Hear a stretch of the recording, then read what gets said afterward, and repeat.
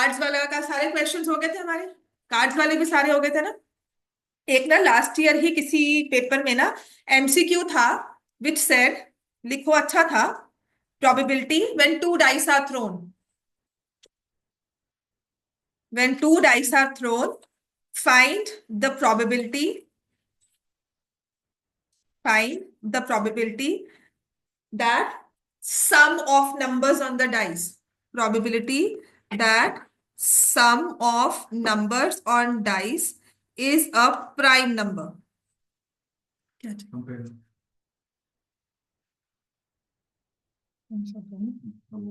sum of numbers on dice is a prime number. ये चलना चाहिए, तो पास करना आगे। Sum of numbers on dice is a prime number. तो ये क्वेश्चन ना कल पिछले साल ना आई थिंक एक दो पेपर्स में, आपके प्री बोर्ड्स पेपर्स में ही मुझे मिला नहीं, पर मुझे कल थोड़ा सा याद आया था, आई थिंक यही क्वेश्चन था। बाकी कोई भी चेंज होगा तो आपके किसी ना किसी पेपर में रिपीट हो जाएगा। ठीक है, अगर आपको प्रैक्टिस के लिए चाहिए तो मैं आपको लास्ट ईयर के, जिस तो मैंने करवा दिए थे काफी, आपको लास्ट ईयर के मैं मूवी भेज दूंगी, जो मैंने टेस्ट पेपर्स बनाए थे ना लास्ट ईयर, जो बहुत सॉल्व किए थे यहाँ पर बैठ।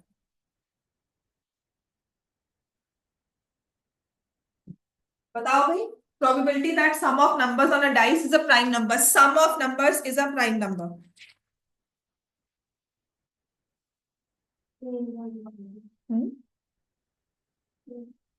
15/36, 14/36।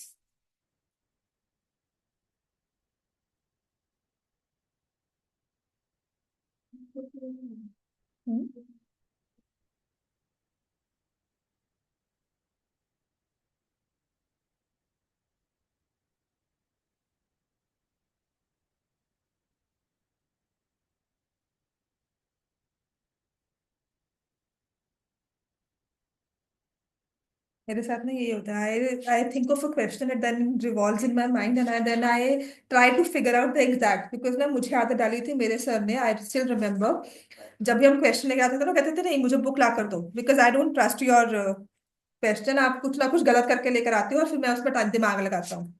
तो कहते हैं हमेशा अपने क्वेश्चन पे तो लिख कर लाया करो, ओरली मत बताओ मुझे। सेकेंड थिंग, जिस बुक से कॉपी किया ना उस बुक को लेकर आओ। अपनी टीचर से भी कहते यही पूछा करो कि बुक लेकर आओ मैम, वो जहां से क्वेश्चन आया है। मुझे 15/36 कुछ कुछ सही लग रहा है। 15/36 इजी है ना। तो ओनली थिंग वो सम ऑफ नंबर्स है ना, वो सम ऑफ नंबर्स या तो 2 होगा, है ना, या 3 होगा, या 5, या 7, या फिर 11। 11 कितने केस में आता है?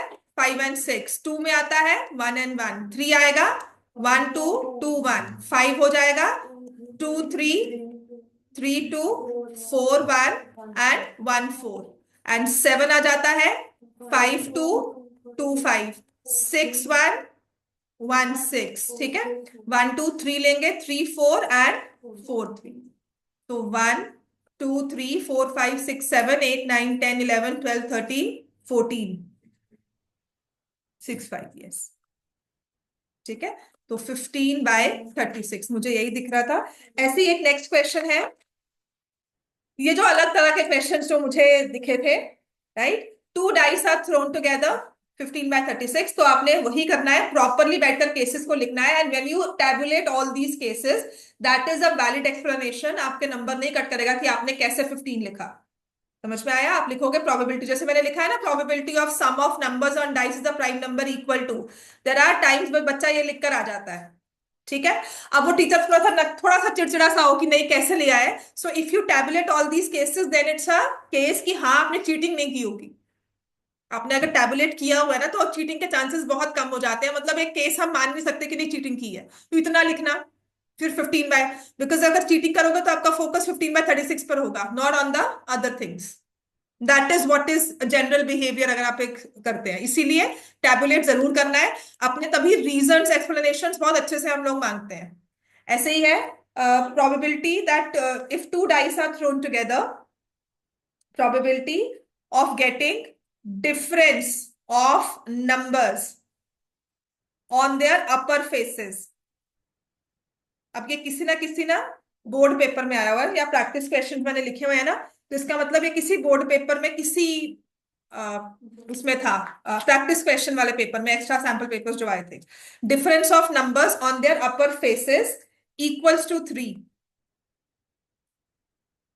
इसके मेरे पास ऑप्शंस भी है। एक है 1/9, 2/9, 1/6, 1/12, मतलब एमसीक्यू फॉर्म में दिया हुआ है आपको। ठीक है, ये प्रीवियस पेपर्स हैं, कोई कंपार्टमेंट में आया होगा या दिल्ली में, इनसाइड दिल्ली पेपर मुश्किल होता है, पता है ना। दो तरह के पेपर होते हैं, इनसाइड दिल्ली, आउटसाइड दिल्ली। ठीक है, पहले दो तरह के ही हुआ करते थे, अब जोन वाइज भी कर दिया है। इनसाइड दिल्ली हमेशा मुश्किल होता है। तो आपकी जो ये सारी सैंपल पेपर्स की बुक्स दी जाती है ना, वो इनसाइड दिल्ली का पेपर सॉल्व करके देती है आपको। ठीक है, तो तभी मैंने कहा था सीबीएसई के एक्चुअल वेबसाइट पर जाना। एक्चुअल वेबसाइट पर जाओगे आपको पेपर ठीक से मिल जाएंगे।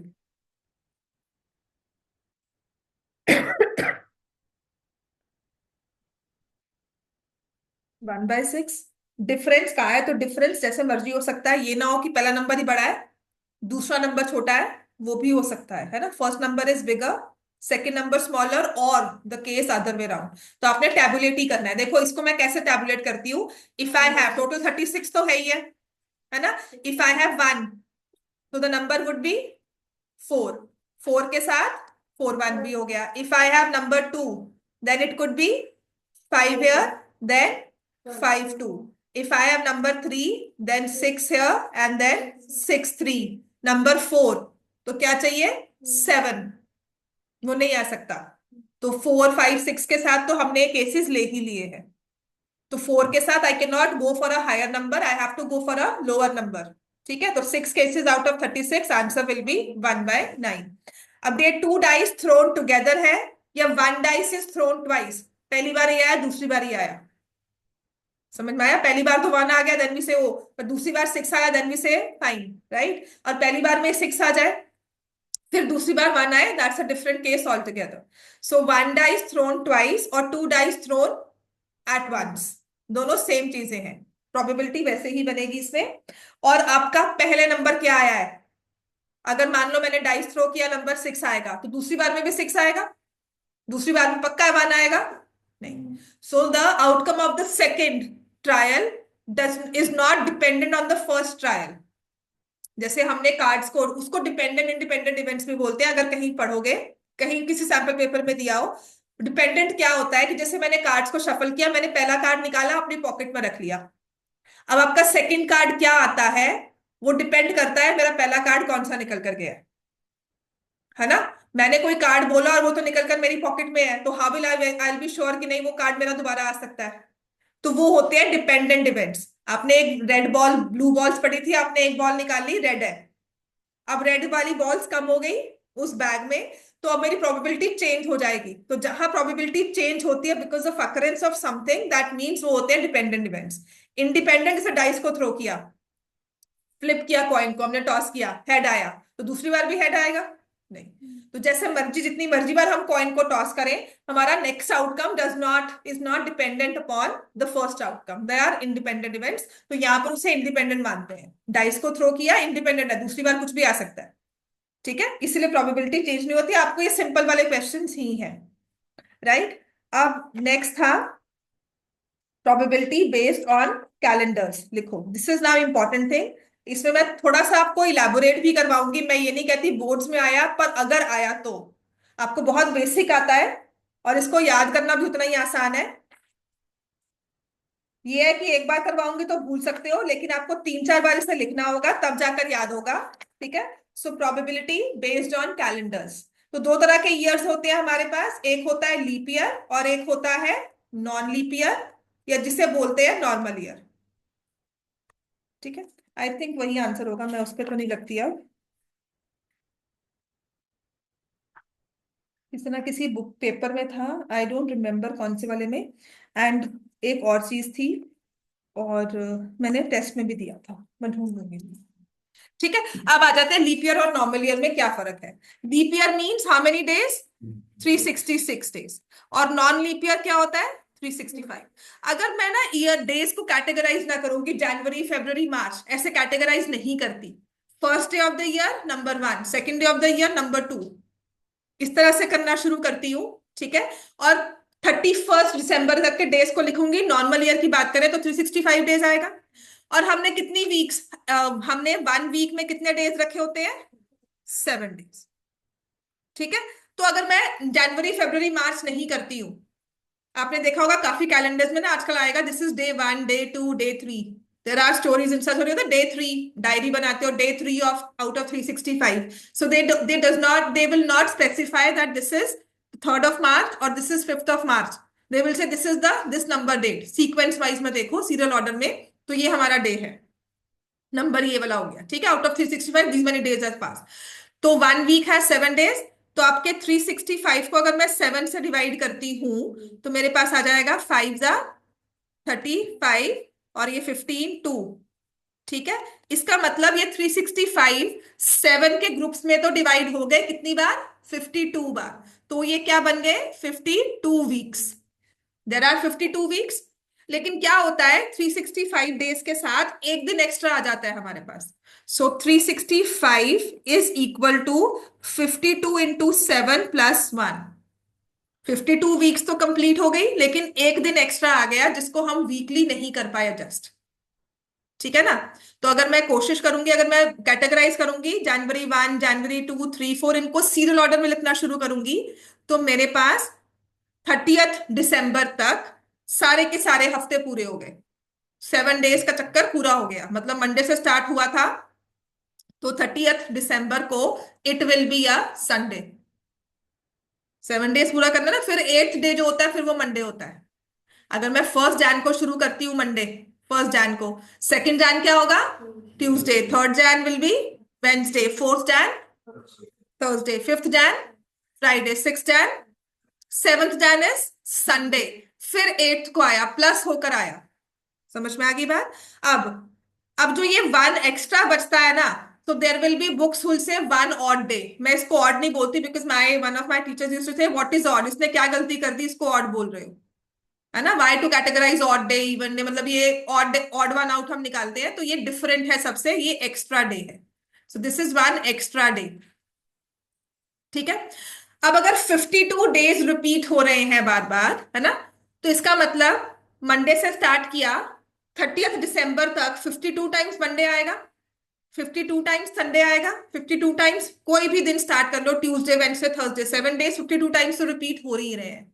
अब ये बचा 1 डे, तो हम कहते हैं what is the probability of getting 53 Sundays. अब ये संडेज कहा जाए, मंडेज कहा जाए, Tuesdays, Thursdays, Fridays, any day of the week, 52 तो हर साल में होते हैं, ठीक है। तो 53 Sundays in a normal year, probability of having 53 Sundays in a normal year, 53 Sundays, दिन जिस मर्जी से स्टार्ट हो। जो आपका ये एक्स्ट्रा डे बचा ना, हाँ, एक एक डे एक्स्ट्रा बच रहा है। आपका हफ्ता, आपका ईयर कहां से स्टार्ट हुआ है वो मैंने आपको नहीं बताया होगा, ठीक है ना। आपका ईयर कहां से स्टार्ट हुआ वो आपको नहीं पता, आपको प्रोबेबिलिटी निकालनी है। कैलेंडर वाले क्वेश्चंस जो है वो प्रोबेबिलिटी बेस्ड है, आपको एक्चुअल कैलेंडर निकालने को नहीं कहा जाएगा, ठीक है। और आते भी यही 1-2 क्वेश्चंस हैं। तो एक्स्ट्रा डे में इस 1 डे को आप संडे भी बना सकते हो, Monday, Tuesday, Wednesday, Thursday, Friday, Saturday. तो out of 7 any one Sunday can come in 1 day, 1 way, and I have 7 options to choose from. मतलब आपको ऑप्शन दिया जाए कि 31 दिसंबर को कौन सा डे रखना है, ठीक है। ये आपके ऊपर डिपेंड करता है, यू हैव दैट पावर।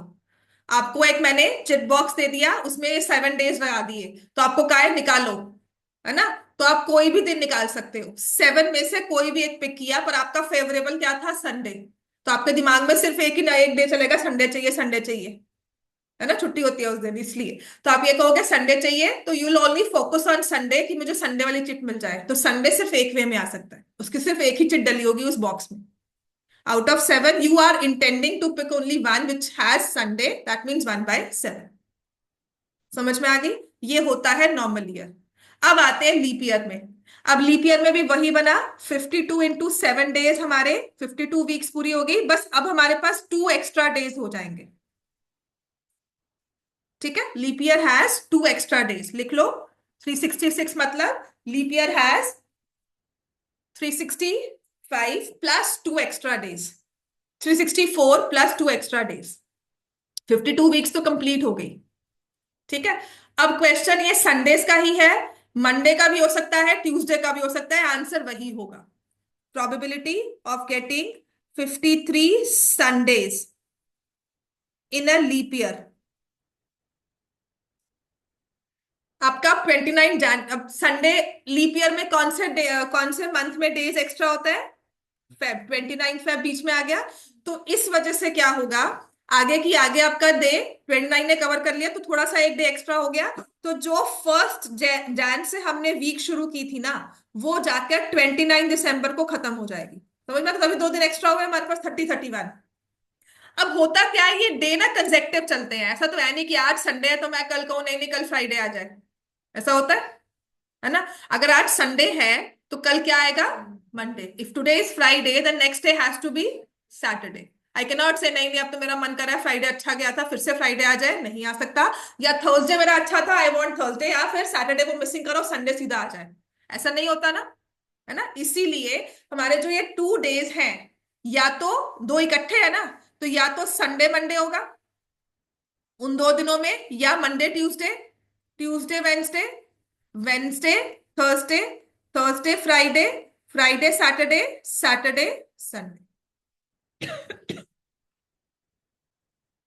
समझ में आ गया?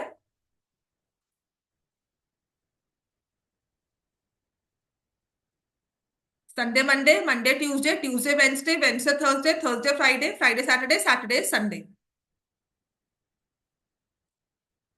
ठीक होगी बात ये? तो यहां पर भी ना बस हमारा बस कैलेंडर्स में एक लकी चीज, मतलब एक अच्छी बात क्या है, सब 7 ही बनते हैं, है ना? अब मैंने आपको दिया लीप ईयर वाला ऑप्शन, ये 7, मैंने कहा 7 वेज में हमारे वो 2 दिन एडजस्ट हो सकते हैं, है ना? मैंने 7 चिट बनाई, बॉक्स पर डाल दिया, मैंने वो आपको चिट वाला बॉक्स दे दिया, कहा भी नहीं निकालो आप संडे मंडे, आपको ना 53 संडेज चाहिए, तो आपका फोकस किस किस पे, कौन सी वाली पर्ची पे होगा? संडे मंडे आ जाए या सैटरडे संडे? अब फर्क पड़ेगा आपको कि सैटरडे संडे ही आए, नहीं संडे मंडे नहीं चाहिए आपको, संडे चाहिए। So your focus is on two particular chits which has Sunday. So it can come either in this way or in this way. तो आपका आंसर क्या हो जाएगा? 2/7। अब किसी बच्चे ने मुझे कहा था मैं तो ऐसे याद करता हूँ, यहाँ पे 1 एक्स्ट्रा डे है तो 1/7, इसमें 2 एक्स्ट्रा डेज है तो किसी भी दिन के बारे में पूछ लो, 2 extra days 2/7, which is also fine. मुझे बड़ा अच्छा लगा उसका वे याद करने का, कि एक्स्ट्रा डे 1 है, किसी भी डे के बारे में पूछेंगे तो 1/7 है, किसी भी डे के बारे में पूछेंगे तो 2/7 है। ठीक है, अब आते हैं नेक्स्ट, इसी में अब थोड़ी सी वेरिएशन करते हैं। आपके पास सारे ऑप्शंस आपने लिख लिया ना, तो मैं अब आपको क्वेश्चन देती हूँ। Probability of having 53 Sundays and 53 Mondays in a normal year.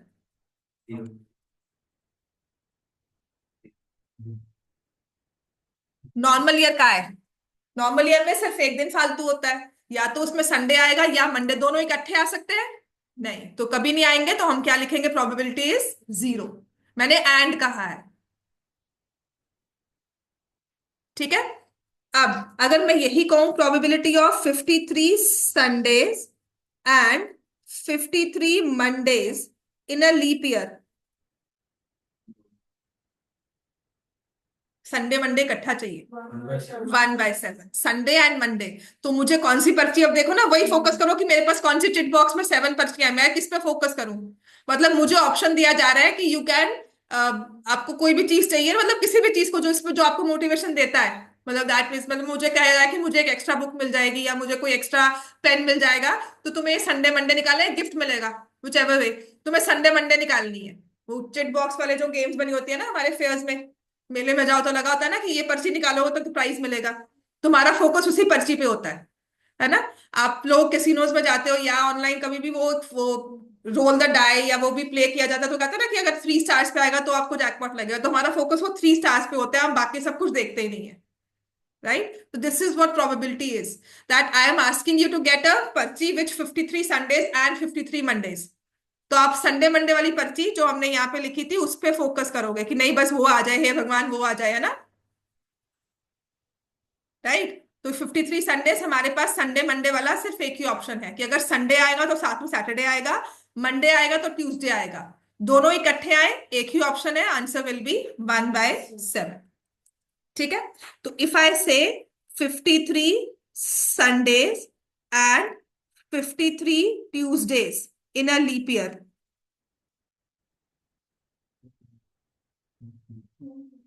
53 Sundays and 53 Tuesdays in a leap year.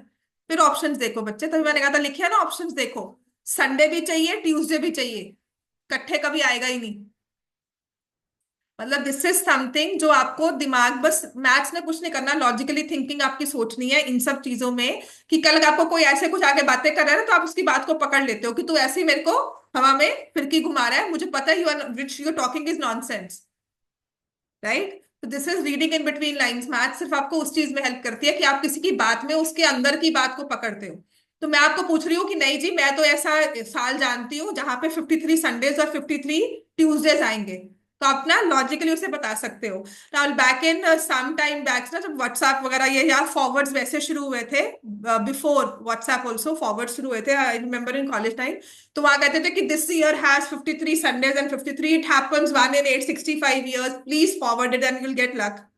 ये मैसेजेस पहले बहुत फॉरवर्ड हुआ करते थे, इनका पर्पस क्या था that is a different thing all together, but हमें कहा था कि आगे आगे फॉरवर्ड करो।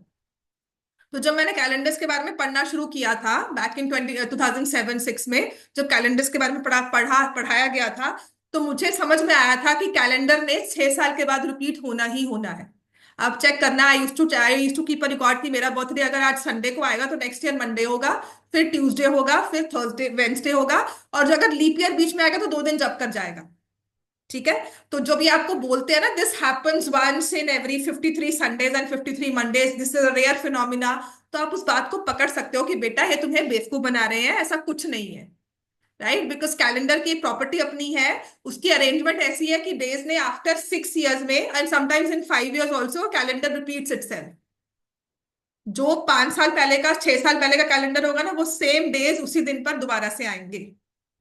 ठीक हो गया, ये सिर्फ पैटर्न बेस्ड है और कुछ नहीं है। तो यही चीज आपको बताई जा रही है, 53 Sundays 53 Tuesdays in a leap year. समझ में आ गया। अब आते हैं, ये ईयर है, यहीं तक आपकी प्रोबेबिलिटी है। मैं आपको एक चीज और करवाऊंगी मंथली बेसिस पर। ठीक है, सो जनवरी में कितने डेज होते हैं?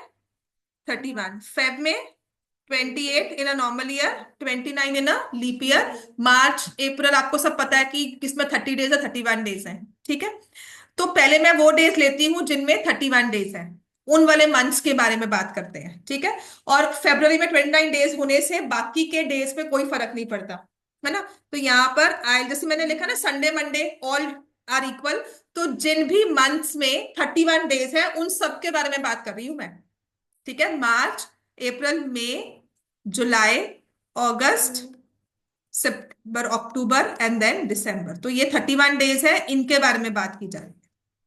फेब अलग से होगा, और 30 डेज वाले हमारे अलग से आएंगे, अप्रैल जून सितंबर नवंबर। ठीक है ना, ये 4 हफ्ते अलग से होंगे, 4 महीने अलग से होंगे। अब हम वीकली बेसिस पे बात करते हैं। मैं जो बता रही हूँ कैटेगराइज करके इसलिए कह रही हूँ, मैं वो वाली लॉजिक पजल नहीं कह रही, which month has 30 days, how many months have 28 days, मैं उसकी बात नहीं कर रही हूँ, because every month has 28 days, वो अलग है। मैं आपको कैटेगराइज करवाऊंगी, कि मैं आपको ये बता रही हूँ कि मैं आपको जनवरी कहूंगी ना, find the probability that the month of January has, तो वही सेम मई में भी हो सकता है, वही सेम दिसंबर भी हो सकता है, आंसर फर्क नहीं आएगा। ठीक है, मैंने संडे कहा, कल आपसे ट्यूसडे पूछे तब भी आपका आंसर नॉर्मल ईयर में 1/7 है, लीप ईयर में 2/7 है।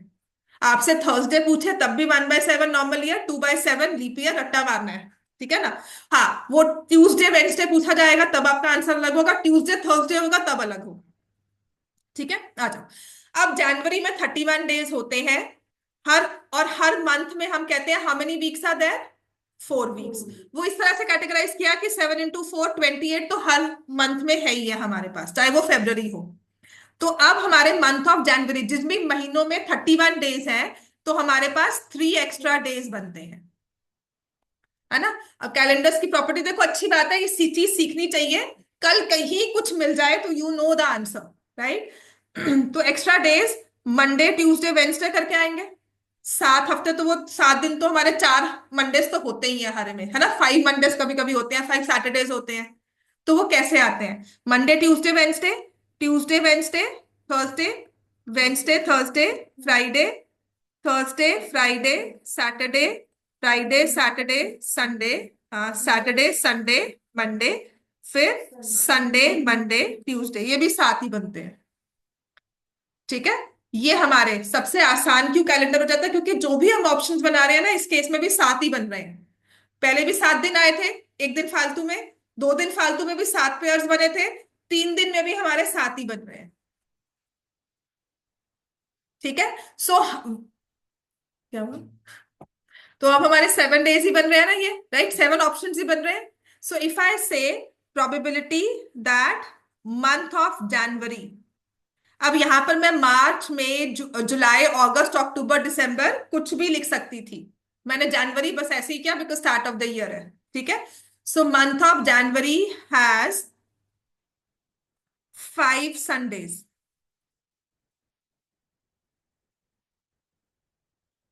Probability that the month of January has 5 Sundays. ठीक है, 5 संडेज, 3 एक्स्ट्रा दिन, संडे चाहिए ना, तो एक तो इसमें आया, एक इसमें आया और इसमें आया, तो 3/7। तो जब मुझे वही बच्चा ने कहा मैम जब 3 दिन एक्स्ट्रा फालतू आता है तो 3/7 होता है, मैंने कहा बिल्कुल सही बात है। अगर रट्टा मारने के लिए सबसे अच्छा है, हम समझते रहेंगे तुम रट्टा मार रहे हो, तो just good because you ultimately need that marks, तुम्हें याद करने के लिए कोई पैटर्न चाहिए होता है। कुछ भी, ट्यूसडे ले ले, ये day I am indifferent, Sunday तो जस्ट ऐसे एक नंबर पिक किया, ट्यूसडे ले लो, आपके पास 3 ऑप्शंस होंगे ट्यूसडे के, सबकी सेम आएगी। Any day of the week, any month with 31 days. मतलब कल आपको मैं पूछती हूँ ना कि दिसंबर में हैविंग 5 मंडेज, तो आपका आंसर क्या होगा? 3/7। ठीक है, अब अगर मैं कहती हूँ 5 Mondays and 5 Tuesdays, 5 Mondays and 5 Tuesdays, 2/7। 5 Mondays, 5 Tuesdays, 5 Wednesdays, 1/7। But if I से 5 मंडे, 5 ट्यूजडे एंड 5 थर्सडेज, 0। ठीक है, हो सकता है 5 मंडेज, 5 ट्यूजडेज एंड थर्सडे, तो मंडे थर्सडे कभी इकट्ठा आ रहा है? बिल्कुल नहीं आ रहा। क्लियर हो गया, तो वो आपको ऑप्शन चेक करना होगा। This is in case of months having 31 days. Possibility cover कर रही हूँ क्योंकि हमें आर हैंड का भी एक बार स्पीड के बेस पे क्वेश्चन आ गया था, जबकि हम नहीं करवाते। ठीक है, तो अगर ये आएगा तो you know the answer, right. अब आते हैं मंथ्स हैविंग 30 डेज, उसमें 2 दिन फालतू होते हैं, तो वही दो हमारे जो लीप ईयर वाले ऑप्शन थे वही होंगे। ठीक है, 30 डेज में Monday Tuesday, Tuesday Wednesday, Wednesday Thursday, Thursday Friday, Friday Saturday, Saturday Sunday and Sunday Monday, वही 7 बनते हैं। I will ask for 5, let me से वेंसडेज। 5 वेंसडेज कितने वे में आएंगे? 2/7। अब मंथ और ईयर में ध्यान रखना, मैं 5 Wednesdays in a month of April कह रही हूँ, प्रोबेबिलिटी इज 2/7। ठीक है, राइट, एंड आई से probability of 5 Wednesdays and 5 Thursdays will be 1/7। ठीक है, 5 वेंसडेज एंड 5 फ्राइडेज, 0। अब फेब में आ जाते हैं, एक दिन जब एक्स्ट्रा होगा लीप ईयर की बात ही होगी, वरना फेब्रवरी में 4 मंडे, 4 ट्यूसडे, 4 वेंसडे तो है ही है, क्योंकि 28 डेज है, डेज तो कंप्लीट होने ही है, हफ्ते पूरे होने ही है इसमें अगर लीप ईयर होगा। ठीक है, so probability of having 5 Mondays in the month of February in leap year, हाँ बस, ये है कैलेंडर की प्रॉपर्टी। बस मंथ्स वाली मैंने आपको एक्स्ट्रा करवाई है, आज तक नहीं आई है, आगे भी ना आए, बट अगर कहीं कुछ पढ़ते हो इसके बारे में किसी भी एक्स्ट्रा बुक में सैंपल पेपर, क्योंकि देखो हर साल आता है ना, सैंपल पेपर बिकेगा क्यों? क्योंकि उसने कुछ एक्स्ट्रा डाला होगा। ठीक है, सो दिस क्वेश्चन कहीं ना कहीं ये ना आपके एनटीएससी में या ओलंपियाड्स में आता है, तो कहीं ना कहीं वहां से उठा के आपके पेपर में डाल दिया, तो वहां पे आप घबराओगे नहीं बैठकर। And this is what I से, एलिमेंट ऑफ सरप्राइज पेपर में हमेशा होता है, मैं जितना भी करवा लूं आपको, एक एलिमेंट ऑफ सरप्राइज पेपर में होगा। आपकी बस वो है कि आप उसको कवर अप कितना करते हो। Last year I had a student जिसने 100 स्कोर किया था, सच में कह रही हूँ, वो बच्चा इंटेलिजेंट, यहाँ पर भी 76 77 कहीं जाते नहीं थे उसके, थोड़ा और अच्छे से पढ़ लेगा। And there was a time जब उसने 76 स्कोर किया था, उसका कोई एक और बच्चा उसके 76 आए, 77 आए थे, उससे एक नंबर ज्यादा लेकर गया था। ठीक है, तब भी मैंने कहा था उसके 76 आए, कोई बात नहीं, वो इतना प्रैक्टिस कर चुका है, पेपर में वो नंबर निकाल लेगा। उसने मुझे कहा मैम ये क्वेश्चन पेपर में आया, एंड फॉर वंस जब मेरे पास पेपर चेक करने के लिए आया ना, कहता मैम एक बार के लिए तो मैं कंफ्यूज हो गया था, मुझसे सॉल्व नहीं हुआ, बस लास्ट के 2 मिनट में सॉल्व हुआ, फिर मैंने आंसर बताया। मैं आपको वो क्वेश्चन बताऊंगी और आप कहोगे क्यों नहीं हुआ, अब कोई रीजन नहीं है कि उससे क्यों नहीं हुआ ये। ठीक है, या पहले वाले क्वेश्चन को देखकर वो क्यों हुआ, दिस वाज, ये वाला क्वेश्चन, वो एलिमेंट ऑफ सरप्राइज उसके लिए वो था, है ना, किसी के लिए क्या होगा वो कुछ नहीं कह सकते, एक होता है सबके लिए कॉमन। याद है मैंने आपको वो क्वेश्चन करवाया था, p² - 3, p if probability of an event plus probability of e naught is equal to q, then q² - 3, मेरे लिए ये एलिमेंट ऑफ सरप्राइज था पेपर में। ठीक है, -2, आपने -4 था शायद, मैंने आपको करवाया होगा, वो -3 आंसर आया था, यहाँ -2 था। अब उस बच्चे ने जो मुझे कहा ना, आई वाज रियली सरप्राइज, कितना का तुम्हें ये नहीं आया, कहता हाँ एक बार तो मैं बहुत कंफ्यूज हो गया कि क्या करना है इसमें। ठीक है, वो क्वेश्चन क्या था, मैं क्लास में आपको करवा भी चुकी हूँ। ये था, if a polynomial p of x is given as x² - 5x + 6, उसने स्पेशल आगे पहले मुझे ये कंफर्म किया, कहता ये बताओ इसका आंसर क्या है, ये मेरा ठीक है कि नहीं है। और मैं 2 मिनट के लिए कहा कि आई सीरियसली सेड, मैं यार अगर तुझसे ये नहीं हुआ तो क्या हो गया, कहता पता नहीं, समझ नहीं आया वहां पर। तो value of p(1) + p(4) is, ये लास्ट ईयर का बोर्ड पेपर है आपका। कहता मैं 2 मिनट के लिए इसको देखता रहा, मुझसे नहीं समझ में आया, मैंने छोड़ दिया, अब लास्ट में किया इसको। एक्स की वैल्यू 1 डालोगे, एक्स की वैल्यू 4 डालोगे, दोनों को ऐड करोगे। ये 9th का क्वेश्चन है, 10th में आपको इसको करवाया भी जाता नहीं, p(1) निकालो, p(4) निकालो, पर उस बच्चे के लिए ये एलिमेंट ऑफ सरप्राइज था, वो बच्चा जो 100 स्कोर करके गया है। ठीक है, और थ्रू आउट कंसिस्टेंट था, 75 अब मार्क्स उसके हर बार आए हैं, हर बोर्ड्स में, हर प्री बोर्ड्स में, हर पेपर में। समझ में आ गई बात। तो वो element of surprise her paper में आपके लिए होता है, वो क्या है वो आपका ही अपना क्वेश्चन है। ठीक है, हाँ एक कॉमन सबके लिए होता है कि सबको मुझे पता है गलत होगा, जैसे ये वाला क्वेश्चन था, उससे 1 साल पहले ये वाला क्वेश्चन आया था। लिखो क्या आया था, इसका आंसर 4 आ रहा है, 4, 1² - 5 + 6, एक तो ये होगा, +4² - 20 + 6, तो आंसर जो आया ना वो 4 आया, मैंने 4 टिक किया, p(1) + p(4), ये दो से पेपर्स में था, दो सेट्स में था, एक सेट में नहीं था। ठीक है,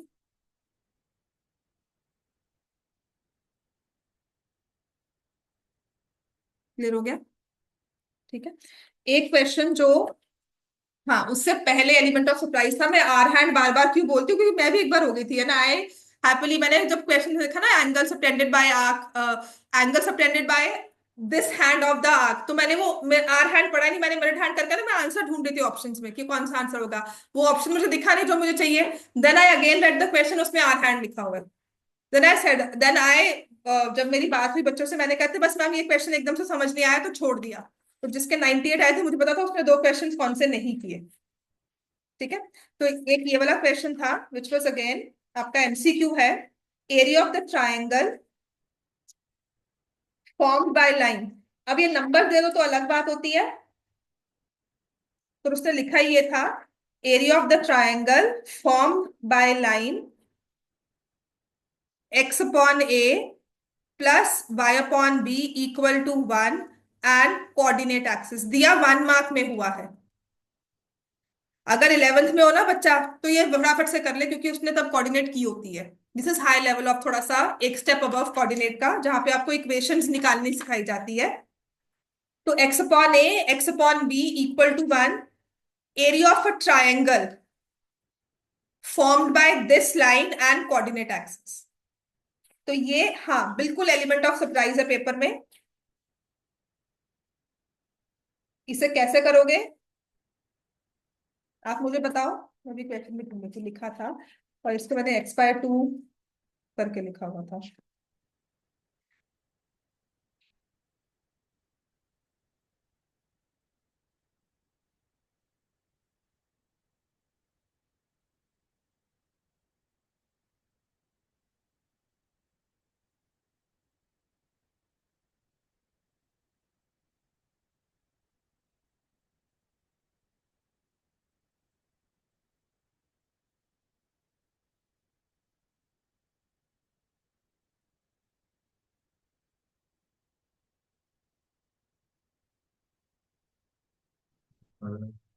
area of the triangle formed by line, और ये इक्वेशन दिया हुआ है अनकोऑर्डिनेट एक्सिस। हाँ, कोऑर्डिनेट एक्सिस का मतलब क्या होता है? X axis, Y axis. Line के इंटरसेक्शन से बनेगा और दूसरा जो एक्सिस कोऑर्डिनेट एक्सिस कौन सी होती है?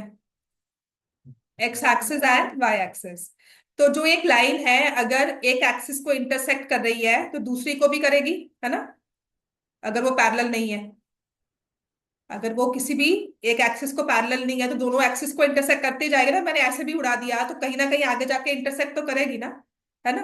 तो ये कहते हैं कोई भी हमने लाइन ड्रॉ की है, वो एक्सिस को इंटरसेक्ट कर रही है आपकी, तो उससे एक ट्रायंगल बन जाएगा उस लाइन और दो एक्सिस के साथ। तो वो ये लाइन है, और ये कोऑर्डिनेट एक्सिस है आपके पास, आपको एक्स और वाई एक्सिस दी है। तो मेन आपको इस लाइन को प्लॉट करना है ग्राफ पे। तो जब ऐसी वाली लाइन को प्लॉट, मैंने कहा था ना 11th का क्वेश्चन होगा, आप आराम से करोगे। पर अब 10th में आ गया, वो भी हमें ऑप्शंस में, हमें बोर्ड में आया हुआ क्वेश्चन है, आपके वाले सेट में, नॉर्थ जोन में आया हुआ 22-23 में। तो कैसे करना है, और है भी 1 मार्क का। तो इस लाइन को हमें ग्राफ पे प्लॉट करना है। हाँ, ये तो इंटरसेक्ट ही करेगी ना। इसको प्लॉट करना है, तो किसी भी अगर लाइन को प्लॉट करना होता है तो हम क्या करते हैं, we take values of X and Y. सबसे आसान क्या होता है, एक्स को ले लो 0, तो वाई की वैल्यू क्या आती है, बी। तो इसका मतलब ये लाइन बाय एक्सिस को इंटरसेक्ट करती है किसी पॉइंट जो कि है 0 भी। ठीक है। अब यही लाइन अगर एक्स एक्सिस को इंटरसेक्ट करेगी तो मैं वाई को 0 कर दूंगी, तो एक्स की वैल्यू क्या आएगी, ए। तो यहां पर मेरे पास क्या आ गया, A0। क्यों मुश्किल है, क्योंकि ऐसी चीज हमने की नहीं है। अब ये दिमाग लगाना है कि नहीं नहीं इस लाइन को प्लॉट करें हम लोग। आपको वही 2x + 3y दिया होता तो आप बड़ा फटाफट से कर लेते, आप फटाफट से सोचते। अब ये x/a दिया हुआ है, this is an equation of line in intercept form कहते हैं। तो वो है ये, A and B are x intercepts and y intercepts respectively। अब बताओ area of triangle, coordinate axis and this, यहां से ये A यूनिट्स हो गया, ये B यूनिट्स हो गया, क्या हो गया, हाफ AB²। ये आंसर है। ठीक है। अब ऐसे ही हमारे एमसीक्यूज आपके एक और लिख लो, this is there in your, ये मिलेगा नहीं क्वेश्चन, अभी दिखा था थोड़ी देर पहले, अब नहीं दिख रहा। ठीक है। सो ऐसा ही एक क्वेश्चन आपके उसमें भी था, आपके एग्जाम्पलर में है, मैं करवा देती हूँ। अभी जब बात हो ही रही है ना, तो उसके बाद मैं आपके प्रोबेबिलिटी वाले क्वेश्चन करवा दूंगी। This is again from coordinate axes. ये ना कॉन्सेप्ट बेस्ड क्वेश्चन है। जो चीज आपको सिखाई नहीं जाती ना, वो आपको एक्सपेक्ट की जाती है कि आपको आती हो। ये वो थ्योरी है बोर्ड की, कि पढ़ाया यार किसी ने नहीं होगा इस बारे में आपको, लेकिन आप इसको डिराइव कर सकते हो। ये आपकी कोऑर्डिनेट का ही क्वेश्चन है, चैप्टर नंबर 7 एक्सरसाइज 7.1 है भी एमसीक्यू। तो इसमें ना आपको ऐसे ये ग्राफ बनाकर दिया हुआ है। ऑब्वियसली कोऑर्डिनेट एक्सिस है, ये 0 आ गया, this is Y, this is Y dash, this is X dash और एक्स। कभी कभी लिखते टाइम तो मैं भी सोचती हूँ मैंने एक्स और वाई सही लिखा है कि नहीं। ठीक है, सही लिखा है यहाँ पर, this is A, this is B. ठीक है, ये आगे एक्सटेंड नहीं की हुई लाइन। यहां पर इस पॉइंट को मेंशन किया है 2x 0, इस पॉइंट को मेंशन किया है 0 2y। अब जो इसका आंसर है ना, अगर मुझे कॉन्सेप्ट पता हो मैं 1 मिनट में निकाल लूंगी, पर इसको हम कैलकुलेट भी कर सकते हैं। आपको अपने जो आपको सिखाया गया उसकी कैलकुलेशन के साथ भी आप आंसर को निकाल सकते हो। अब ये दिया हुआ है, the coordinates of the point, coordinates of the point which is equidistant, which is equidistant from the three vertices of triangle AOB is।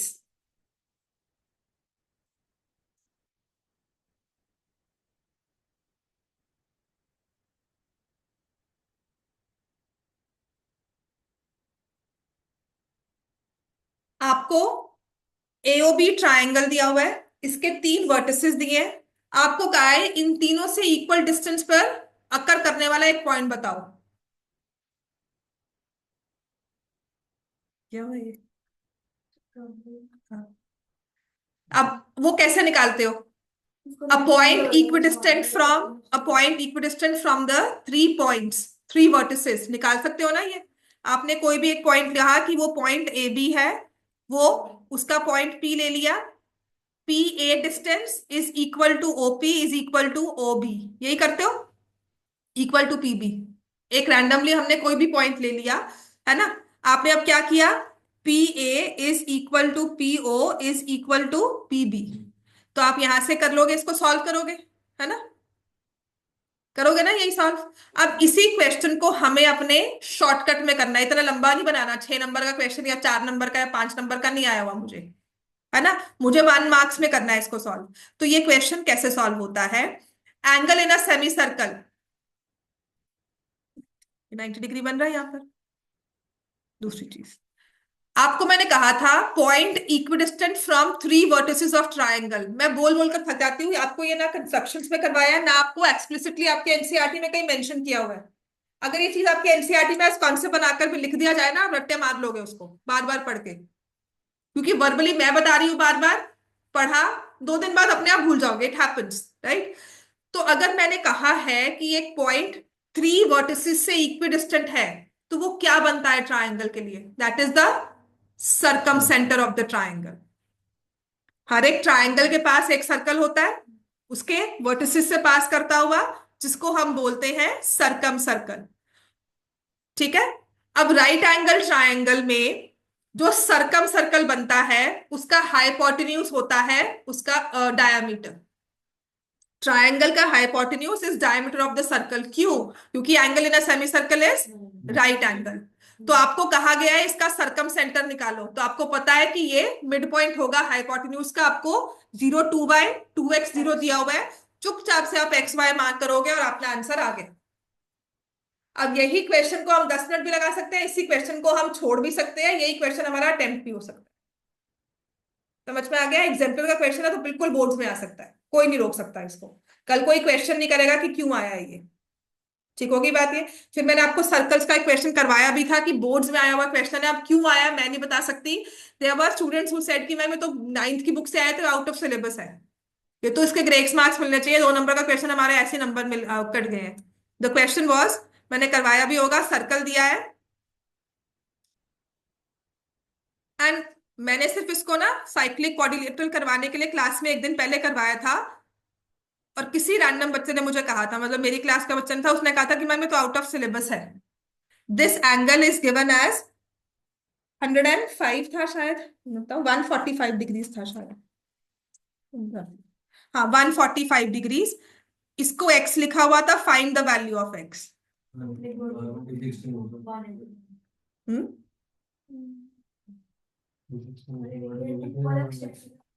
जैसे मर्जी करो, मुझे एक्स की वैल्यू बताओ, मुझे कॉन्सेप्ट मत समझाओ, मुझे एक्स की वैल्यू बताओ, उसके बाद मैं बताऊंगी, आपने एक्सप्लेन करना है इसको। तो 2 नंबर में था,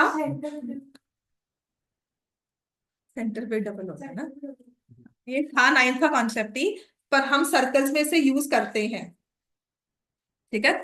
बिल्कुल 9th का क्वेश्चन है, लेकिन सर्कल्स ना आपको कहता है कि अगर आपको प्लस करना आता है ना, 2 + 3 5, ये तो सिखाया आपको फर्स्ट में हुआ है, पर हम 10th में यूज कर रहे हैं। तो वही चीज अगर 9th में सिखाई है 10th में आ गई, तो मना नहीं कर सकते आप। मिरर इमेज का क्वेश्चन 9th का आया है, पर 10th के बोर्ड्स में आया हुआ है। Find the reflection in x axis. I was also shock, जब पहली बार मैंने देखा, मैंने कहा तो 9th का मतलब कब करवाया हुआ है, क्योंकि आईसीएससी की बुक में है, सीबीएसई में कहीं नहीं है, ठीक है। तो कहती नहीं मैम 9th में हमें करवाया हुआ था, देर आई सेड अच्छा 9th में करवाया था तो आता है, राइट।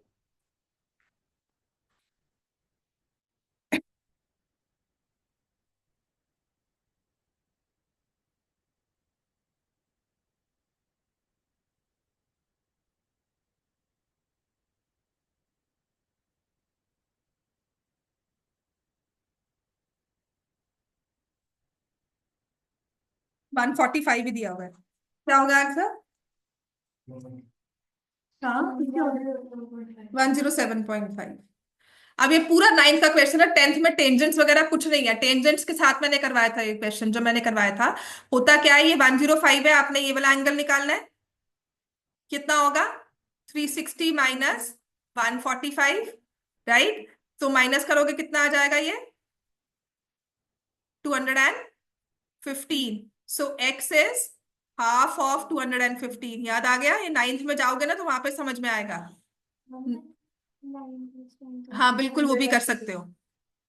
ये कर दिया, इसको हाफ निकाल दिया, साइक्लिक क्वाड्रिलेटरल बन गया।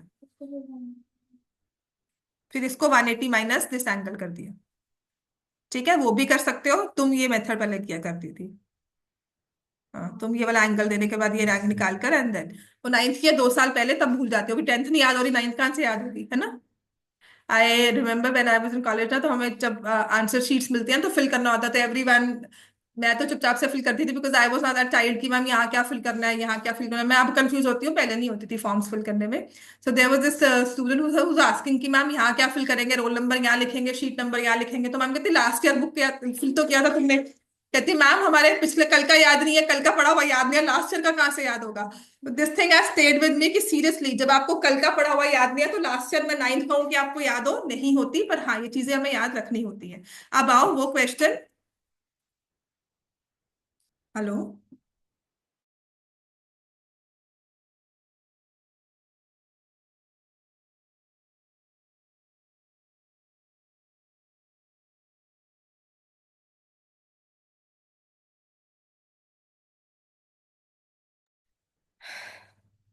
ठीक है, चलो एक तुम्हारे एनसीईआरटी का ही क्वेश्चन रह गया था, लिख लो उसे, है ना?